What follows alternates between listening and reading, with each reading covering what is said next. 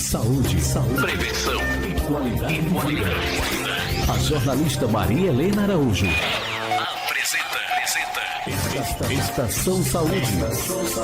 Informação a serviço da vida. Ela já gravou outros programas conosco, mas é a primeira vez que ela vem ao vivo. Bom dia, seja bem-vinda.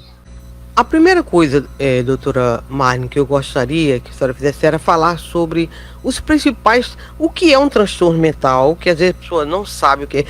Às vezes nós temos e pensamos que o transtorno mental é uma coisa tão... que tem medo até de admitir que você tem aquela emoção, você sente aquilo ali. Agora, e também, quando a senhora explicar o que é um transtorno mental, a senhora falar quais são os principais transtornos mentais, os mais comuns. Fique à vontade. Isso. Os transtornos mentais, pode ser assim, o que é o transtorno mental? Isso, porque essas perguntas assim, quando o paciente está com algum sofrimento, a gente trata das emoções, da mente, né, do sistema nervoso. Então, quando o paciente está em sofrimento mesmo, né, aí a gente diz que pode ter, na verdade, um transtorno mental. Não seria bem isso, mas... No caso, seria como se fosse uma emoção que você tem e está lhe fazendo sofrer. Isso. Tá? E pode chegar ao ponto de depois atrapalhar, ou seja, impossibilitar de você realizar. Exatamente, você tocou no ponto... chave. Exatamente, no ponto chave. Exatamente, porque assim, nem tudo é transtorno mental. Por exemplo, uma tristeza não é uma depressão, diferente. Ansiedade é uma emoção normal, que a gente sente como tristeza, como alegria. Mas quando isso começa a interferir no funcionamento do indivíduo, né? Aí realmente ele pode precisar de uma intervenção, né? Aí vai depender do caso, né? Do grau, mas precisa ser avaliado, né? Além, você já falou, até mostrando que, no caso, uma alegria, é normal que nós tenhamos alegria. Como é normal também ter tristeza em determinado momento. Agora, como você disse, nem toda tristeza é uma depressão. Então, quando você vai fazer esse diagnóstico, você vai ter que somar alguns sintomas, né? Que aquela pessoa está apresentando, para que você diz, um quadro de depressão, é isso? Isso. Então, eu gostaria, você já falou que depressão é um transtorno mental, não é isso? Que a tristeza faz parte da depressão, não é isso? Mas, no caso, deixamos primeiro a concluir essa primeira comunicação da gente, que é para as pessoas entenderem o que é transtorno mental. Uma ansiedade diante de determinada situação, todos nós podemos ficar ansiosos. Eu vou viajar. Então, dá uma ansiedade. E nossa vida é uma montanha-russa, né? Exatamente, principalmente sua viagem, doutora, né? Marne, que é uma viagem, por exemplo, que um lugar que você nunca foi. Isso, ou então exatamente. enfrentar um emprego que você também nunca exerceu. Então, essa ansiedade é normal.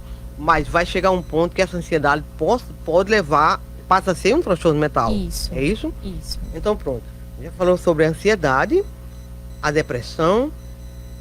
No último programa que fizemos, você falou sobre esquizofrenia e bipolaridade. Quais são os outros transtornos mentais mais comuns, além desses quatro que você já enfatizou? Tem as fobias, né? Fobia específica. Tem gente que tem fobia a agulhas, injeção, fobia social, né? O que seria, no caso, obsessivo compulsivo? Isso. O transtorno que Sim. você está falando? Certo. Seria quando o paciente, ele tem um pensamento que vem de forma que ele não deseja aquilo, uma coisa involuntária, que ele não consegue controlar. Então, tem um pensamento, aquele pensamento leva ele a fazer algum ato. Então, ele tem um pensamento, não sei, que está com as mãos sujas, por exemplo. Está com as mãos sujas. Mesmo sem estar, né? Mesmo sem estar. Mas ele tem a certeza que está com as mãos sujas. Por mais que ele lave exaustivamente, chegando a fazer feridas, mas ele fica fazendo aquilo de forma que compromete o funcionamento dele, né? Assim, exatamente isso, compromete, né? Então, assim, atrapalha nas atividades. Se ele vai tomar um banho, aí demora muito, entendeu? Às vezes tem rituais também, de começar por um lado ou fazer determinado, né, ritual, e se sair da ordem tem que começar tudo novamente. Às vezes leva horas, né, para uma pessoa conseguir tomar um banho, fazer assim, uma coisa bem simples, né, bem banal, assim, do nosso dia a dia mesmo, mas que é muito difícil, né, para Caso, isso aí é um transtorno obsessivo compulsivo. Isso E seria apresenta um exemplo, essas né? características. Então, algumas características Isso. que você acabou de citar. Isso. Né? Seria um exemplo esse, né? Sim. A questão da limpeza, mas tem também quem tem questão de simetria, né? Tem que estar tudo alinhadinho, tudo separado por cores, por simetria mesmo, né? Tem a questão também de verificação. Tem várias dimensões, assim, no toque que a gente precisa avaliar. Eu acho que a mais comum, a mais conhecida é a questão da limpeza. Aqui o povo mais conhece mesmo, né? Mas tem outras dimensões. No caso, seria, assim, para entender, assim, a questão do transtorno obsessivo apresenta várias características, pode ser vários tipos. Isso, pode ter várias. Isso, Não é isso? exatamente. Com características diferentes, como você falou. A questão da limpeza é muito comum.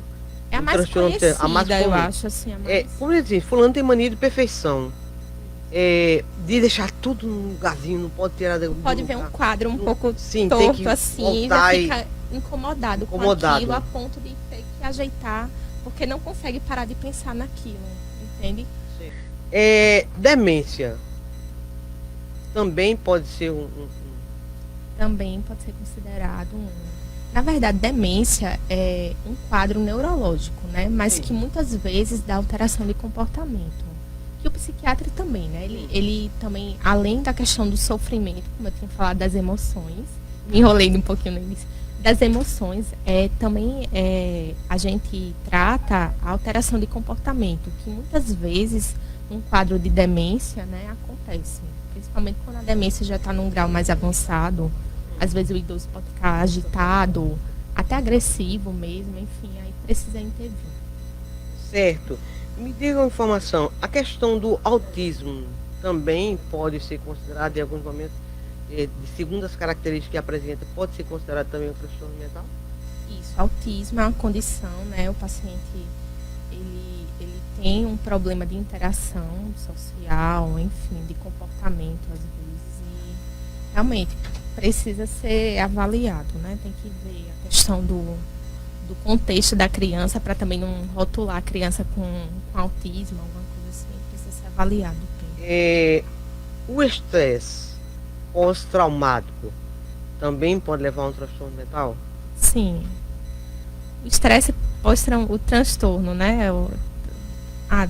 Certo. O transtorno do estresse pós-traumático, ele já é realmente considerado um transtorno, né, mental. Certo.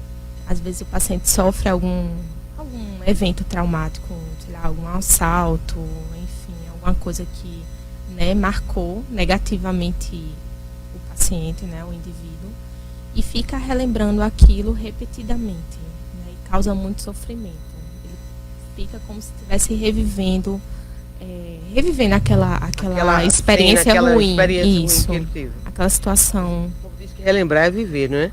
Mas Então, quando eu acho que Quando é coisa lembra boa, as tudo emoções bem, que né? você sentiu naquela hora, elas afloram, né? Como se você estivesse vivendo. Isso, exatamente. E isso causa sofrimento, né? Ao longo do tempo. Com certeza. Né? Aí nós certeza. temos uma participação do ouvinte, um áudio do ouvinte. Vamos ouvir. Sebastiana, gostaria de saber da doutora porque quando eu entro no médico eu fico muito ansiosa, a minha ansiedade é demais e a minha pressão sobe pressão e diabetes. Então eu gostaria de saber por que é isso. Porque é isso, que Jesus te abençoe. Aqui é Sebastiana. Bom dia. Bom dia, Sebastiana. Obrigado, Sebastiana, pela sua participação. Doutora Marne. Bom dia, dona Sebastiana. Pois é, quando a gente vai para o médico, né, às vezes, não sei, a depender do médico que vai, pode esperar alguma notícia ruim, ter medo, né, sei lá, achar que está doente, achar que está mal, enfim. Isso gera muita ansiedade, né, esse medo, essa apreensão, né, de não ter controle, né, do que vai acontecer.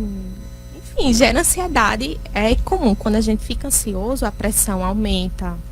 É um comum. Temos ouvintes na linha? Taquicardia, falta de ar, às vezes. Olha aí, quantos sintomas Dá podem muita surgir, coisa, né? assim, quando a gente fica mais ansioso. Alô, bom dia, Josenilson. Bom dia. Eu queria saber da doutora aí, que já faz 2013 que eu vivo me tratando, né, de uma depressão que eu tive, e eu queria saber a ela, de 2013 até agora, como é que eu posso fazer para diminuir os remédios, cetralina, remédio de dormir. Eu já estou bem melhor, mas eu não tenho assim uma parada obrigatória para deixar de tomar o remédio, né? Como é que eu faço para acabar de tomar o remédio? Mas só que o remédio, quando eu vou dormir e me acordo outro dia, beleza, mas se eu não tomar o remédio de dormir, aí eu fico muito ruim. Eu queria saber o que ela tem para explicar sobre isso aí. Obrigado, bom dia. Você é Josenilson, não é isso? Obrigado pela sua participação. Doutora Marne, acredito que entendeu aí o seu problema e com certeza ela vai dar uma luz disso. Isso. Bom dia, seu Josenilson. Precisa avaliar, o senhor falou, né, que está se sentindo bem, precisa avaliar há quanto tempo o senhor está se sentindo bem, mesmo com a medicação. O senhor falou que faz desde 2013, né, que usa a medicação, então precisa ser visto, precisa o psiquiatra avaliar, né, se realmente está no momento de desmamar a medicação. O senhor também não pode parar por conta própria, assim, de forma brusca, né, porque pode realmente trazer uma recaída para o seu quadro. Então, realmente é interessante avaliar. Mas não é porque que o senhor faz tratamento com medicamento controlado, que começou o tratamento, né, já tem um bom tempo, que vai tomar o resto da vida, né? Tem casos, sim, que a gente consegue tirar o medicamento, mas realmente precisa de uma avaliação, avaliar bem. O senhor também falou em relação ao medicamento de dormir. Eu não sei qual medicamento que o senhor toma, mas tem medicamentos que causam dependência, né? Então, tipo, Rivotril, diazepam, alprazolam, bromazepam, enfim. Esse tipo de medicamento realmente fica um pouquinho difícil da gente tirar, pelo tempo já longo, né, que o senhor usa a medicação. Mas é possível, sim, sabe, tirar a medicação. Sem falar que também, em relação ao sono, tem a questão da dependência psicológica. Muitas vezes o paciente só em ver o medicamento, tomar o medicamento, uma dose bem baixinha, mas só aquele sentimento de segurança, de confiança, já dá um alívio no paciente, assim, uma tranquilidade que ele consegue dormir bem, assim. Muitas vezes tem essa dependência psicológica também da medicação.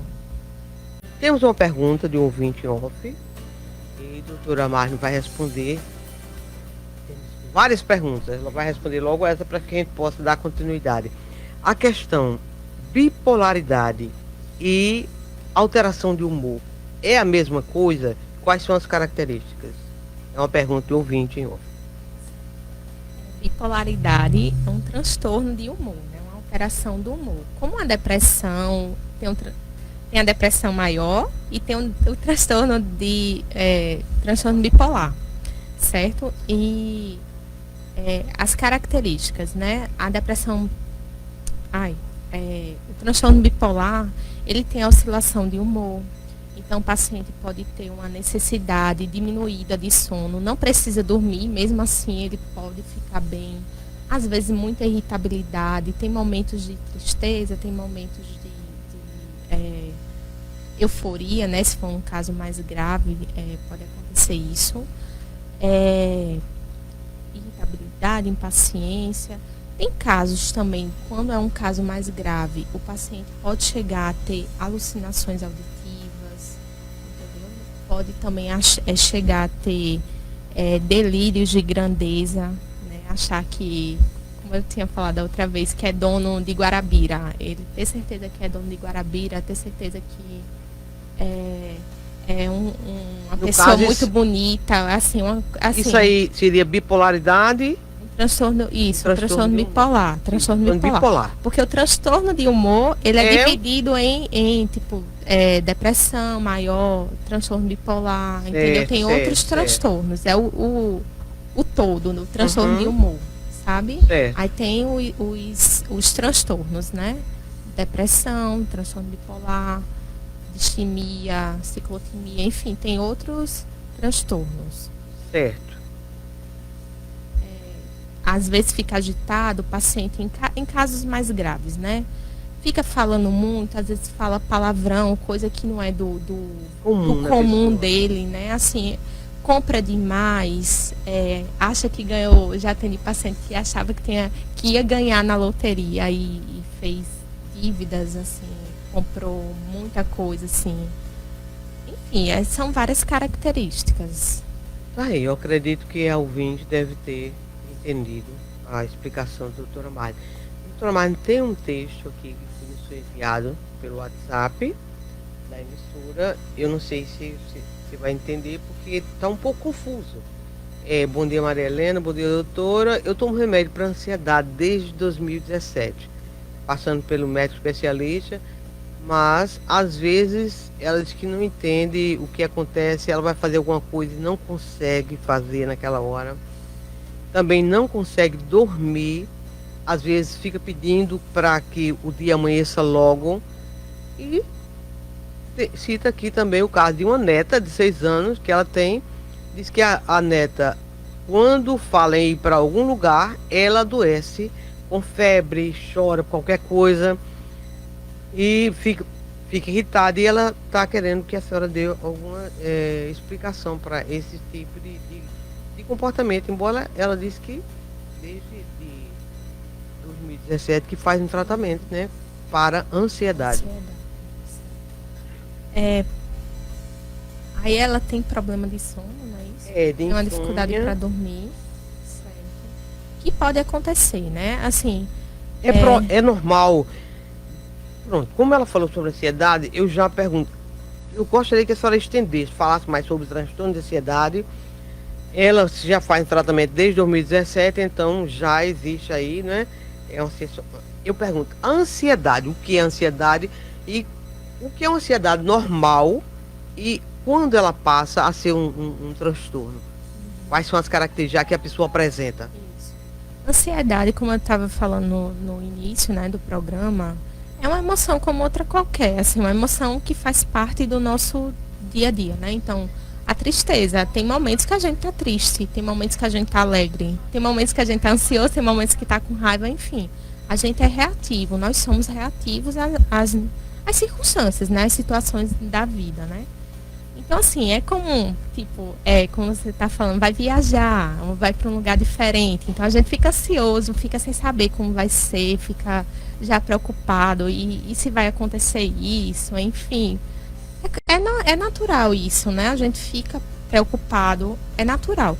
Agora, quando isso chega a ponto de interferir, tipo, nos nossos afazeres, a gente não consegue concluir as tarefas, ou então dá sintomas físicos, que seriam tremores, sudorese. Tem pacientes que ficam, a depender do caso, né, com palpitação, com dor tipo, dor no peito, exatamente, dor no peito, tremor, sensação de falta de ar. Então, quando chega a ser uma coisa para incomodar, Então, isso precisa ser avaliado. Né? Dizer que no caso, Isso, no caso, pode ser considerado um transtorno. quando apresenta essas características de atrapalhar o seu dia a dia, o normal, você pode ter palpitação, pode ter sensação de falta de ar, Tontura, mal-estar, a sensação que mal-estar. vai morrer. aperto no Isso. peito, É muito isso? comum, chegar assim, pacientes, tipo, numa UPA. Eu tenho certeza que tem alguém que tá ouvindo que já passou por isso. Chegar aí pra UPA repetidamente, com falta de ar, com dor no peito, achar que tá infartando. Isso é muito, muito, muito comum de acontecer. E é E apenas isso- ansiedade. Isso, Apenas ansiedade. não, porque Aí chega na UPA, né, no serviço médico, faz eletro, faz toda né, bateria de exames, descarta infarto, porque a sensação é tão intensa, tão desagradável, que o paciente pensa que está infartando naquela hora. É uma sensação como quem vai morrer. Então, assim, é muito comum. Chega na UPA, faz todo o protocolo lá, né, de exames para descartar infarto e viu que não tem nada e o paciente tendo certeza praticamente que está infartando. E isso acontece repetidamente, muitas vezes, né, essa sensação ruim. Aí se vê que é algo relacionado ao emocional mesmo, ansiedade, um quadro de ansiedade, de pânico, né? pânico seria outra coisa já, seria uma ansiedade mais acentuada, que vem já com outras características, com outros sintomas. Isso. Pânico, transtorno de pânico, é exatamente isso que eu falei, um transtorno de ansiedade, está enquadrado na classificação de um transtorno de ansiedade também. Mas em sintomas, tipo esse quadro que eu acabei de exemplificar aqui, de um paciente que está é uma sensação intensa, desagradável. Acontece de forma abrupta, assim, às vezes, o paciente, às vezes, até dormindo, pode acontecer de acordar, assim, assustado, achando que está morrendo, que está com muito mal-estar, entendeu? É uma sensação horrível, assim. E muitas vezes o paciente demora muito a procurar uma ajuda com um profissional, porque vai indo para o cardio, insiste que tem problema de coração, faz toda a bateria de exames e, tipo, nada é encontrado, assim, nenhum problema no coração. Isso é muito, muito comum de acontecer. Em jovens, em pessoas mais idosas, enfim. E é exatamente um transtorno de ansiedade. Isso, aí pode ser, sim, um quadro desse, assim, um transtorno de pânico.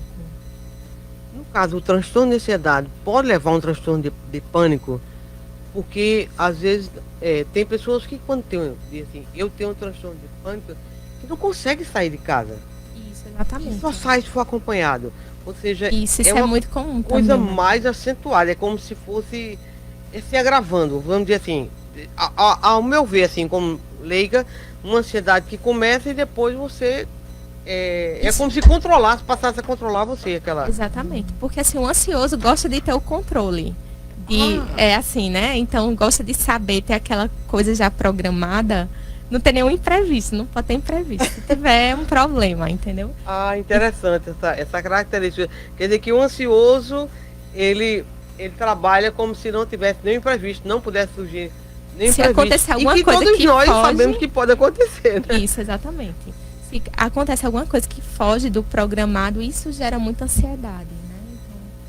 Então, aí você tocou num ponto bem importante, essa questão que a gente chama até de esquiva fóbica.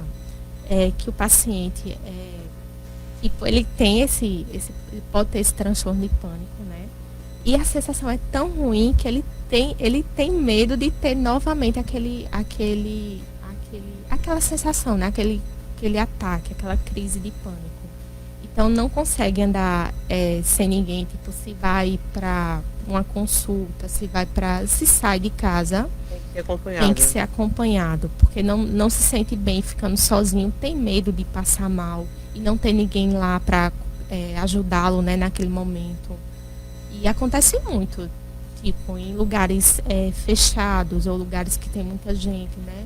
O paciente não consegue mais frequentar aqueles ambientes que para ele causa aquela situação de estresse extremo, assim. É bem comum acontecer isso. Eu pergunto, como, eu não digo nem o outro perceber, mas nós percebermos que estamos ficando ansiosos e que aquela ansiedade está realmente incomodando. É, um ouvinte fez uma pergunta aqui ela citou algo que ela vive aqui no WhatsApp. Ela disse que quando ela está, vamos dizer assim, ela está relaxando agora, depois do almoço, vai relaxar um pouco, mas ela fica pensando já, tá ali, vamos dizer assim, seja numa rede, seja numa cama, numa cadeira, mas ela já fica pensando, quando eu sair daqui eu vou fazer isso. Isso é uma característica que a pessoa está ficando ansioso, que você já tem que trabalhar, dizer, não, mas agora eu estou aqui, relaxando um pouco. Depois, eu penso nisso. Quando eu for fazer, seria um momento de você se auto-perceber e já começar a daí trabalhar em si mesma essa... Isso. Quando é em casos leves, né, que não tem tanta sintomatologia, assim, a terapia muitas vezes não precisa nem de medicação, às vezes. A terapia consegue segurar essa ansiedade. Porque quem é ansioso é uma característica dele também, assim, não vai virar uma outra pessoa, né? Assim, é mais ansioso, tem gente que é mais calmo mesmo, enfim. É um pouco de característica mesmo, né, da personalidade. Mas a terapia é fundamental também nesse processo, nesse tratamento, para ter uma melhora, né, dos sintomas também, conseguir lidar melhor com tudo isso. Conversar com vamos dizer assim, um psicólogo, Isso, fazer uma terapia exatamente. vai ajudar Exatamente. talvez até encontrar as razões por que você tem tanta ansiedade. E talvez assim, soluções, assim, como você fazer para preencher aquilo que lhe acalme, né? isso, exatamente. Outra coisa importante é a atividade física. Isso é muito, muito importante para a melhora, né, de sintomas. Então, dá uma sensação de bem-estar, né? Acalma a mente também, né? Então, é importante que faça atividade física, tenha uma alimentação saudável. Estamos aí. Falando, são duas perguntas que eu tenho aqui para fazer. Uma questão das causas, que a senhora disse que são causas Mais variadas diferentes, possíveis. mais variadas possíveis, que depende de cada pessoa, né? Isso, e de cada transtorno. E também sobre a questão das redes sociais. Eu pergunto, quando usa as redes sociais, ele deixa de ser útil para se tornar uma patologia, uma dependência, que você se torna praticamente escravo de estar com um celular na mão o dia inteiro e deixa de se relacionar com as pessoas que estão mais próximas de você. Tá sempre no mundo virtual, né? Exatamente. E não no mundo real. Certo. É exatamente a quantidade, né, de tempo, né? Então, o excesso de redes sociais, porque até então é bom, né? Você interagir com um grupo de amigos, enfim, até então é importante, sim. Mas quando isso passa a ser uma coisa que, se você ficar longe do celular, se não conseguir uma conexão, né, com a internet, então é mesmo que matar, né? Assim, é mesmo... Enfim, o paciente fica angustiado, fica muito ansioso, pode até ter crises de ansiedade, né? Ao não se ver conectado, né, no mundo virtual, assim. Enfim, isso causa muita angústia. Assim. Isso aí pode levar à ansiedade? De você ficar assim, como você citou até o exemplo, você está sem internet, você não está impossibilidade naquele lugar. Tem pessoas que dizem assim, eu não vou para tal lugar se não tiver internet. Eu não vou. Então, isso pode se tornar um transtorno de ansiedade, pode levar a um transtorno de ansiedade? Sim, pode desenvolver, como eu estou falando, né, sintomas. Então, assim, ele ficar muito angustiado, com mal-estar, com palpitação, enfim, se sentir bem, né, por estar longe do celular ou da rede, né, da internet, enfim, não conseguir se conectar. Então causa muito sofrimento para algumas pessoas, né, que realmente não conseguem. Isso é muito ruim, né? Qual o seu conselho para as pessoas que estão nessa dependência, sentindo que estão entrando cada vez mais num sistema opressivo, uma cadeia, está ficando preso às redes sociais e sem ter quase que, assim, vida fora. Você excluir quase que a própria família, as pessoas que estão mais próximas, você deixar de olhar para elas. É tentar realmente dosar, né? Ter um filtro, né? Assim, não um filtro, é ter um limite, né? Você passar o dia todo na internet, né? Claro que hoje em dia a internet, né, proporciona pra gente muita comodidade, né? Você paga uma conta pela internet, você se comunica pelas pessoas. Hoje em dia é até difícil você ligar, fazer uma ligação realmente telefônica, né, para alguém. Ou seja, Tudo é uma coisa útil. Mandar um WhatsApp aí, né, e tipo, a gente vai se falando, entendeu? Então, assim, tem que ter um certo limite, né? Hoje em dia até crianças, até bebê, né? Os pais, às vezes, para a criança parar de chorar, já bota vídeo para a criança, entendeu? As crianças são hiperestimuladas, né? Então, o mundo perde a graça. É muito melhor uma criança, né, por Você exemplo. tocou exatamente uma situação, eu digo assim, que o celular tornou-se babá. Isso, De crianças, exatamente. crianças. Bebês até. De bebês. Aí eu pergunto, o que é que isso pode acontecer ao longo do tempo? Uma criança que, com 1 ano, 2 anos, você entrega um celular para ele que ele se distraia. E quando essa criança, se ela fica presa àquele mundo, naquela telinha ali, isso não vai atrapalhar a vida social dele, a interagir com outras crianças, A vida o desenvolvimento social, dela. exatamente. A vida social, o desenvolvimento, né, da criança, o desenvolvimento até cognitivo mesmo. É diferente você ver um vídeo, né, sei lá, um desenho animado, uma coisa assim.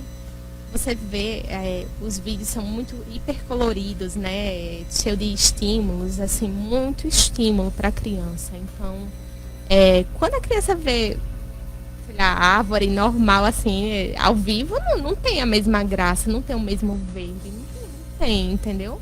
As crianças são hiperestimuladas, né? Muitas vezes falta carinho, né? Os pais, às vezes, cansados também, né? De trabalho exaustivo, quando chega em casa, que é um sosseguinho também, aí dá o celular que é mais fácil, mas isso faz muito mal para a criança.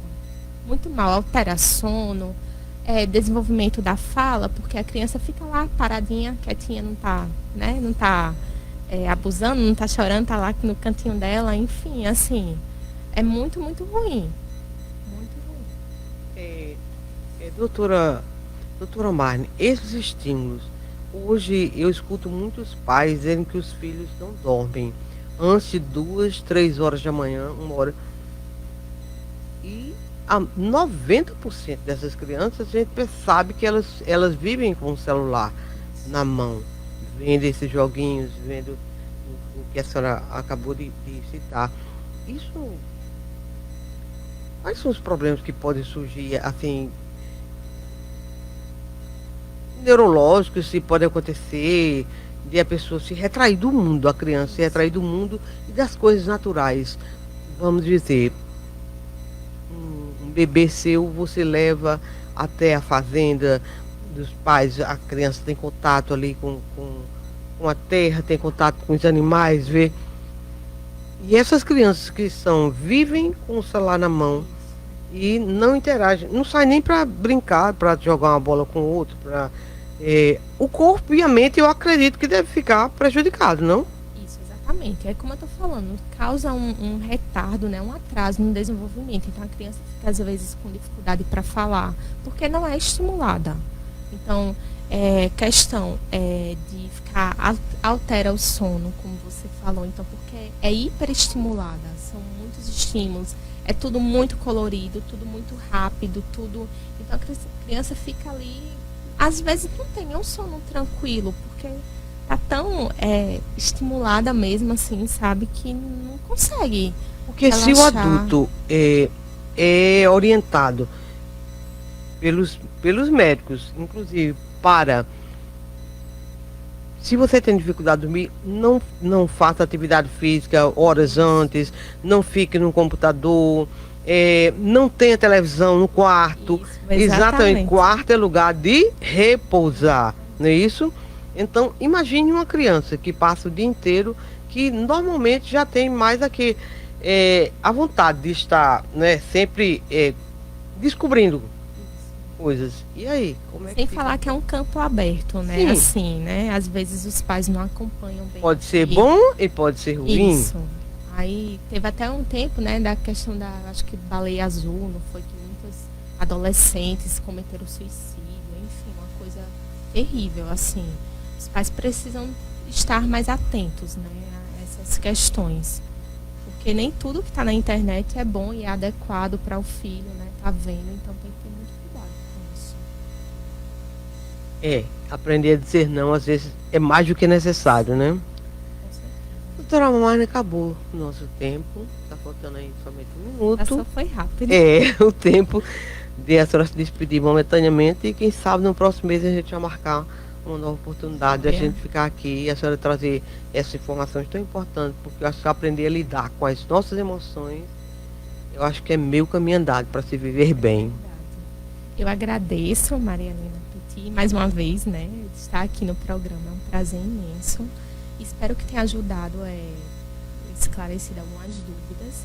Quem quiser me seguir, eu tenho um Instagram que eu coloco, faço postagens, né, sobre temas relacionados à psiquiatria. É o @Marne, MARNE, Cristina Psiquiatra. Marne Cristina Psiquiatra. Quem quiser seguir, estarei lá até para, sei lá, algum esclarecimento, alguma coisa, enfim, estou à disposição. Aí, doutora Marne atende no Médicos Associados nas quintas-feiras. O telefone da clínica é o 3271-1380.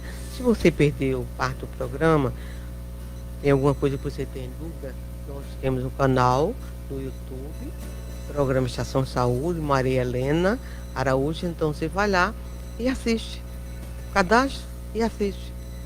Se inscreve no canal e você vai rever aí e tirar suas dúvidas.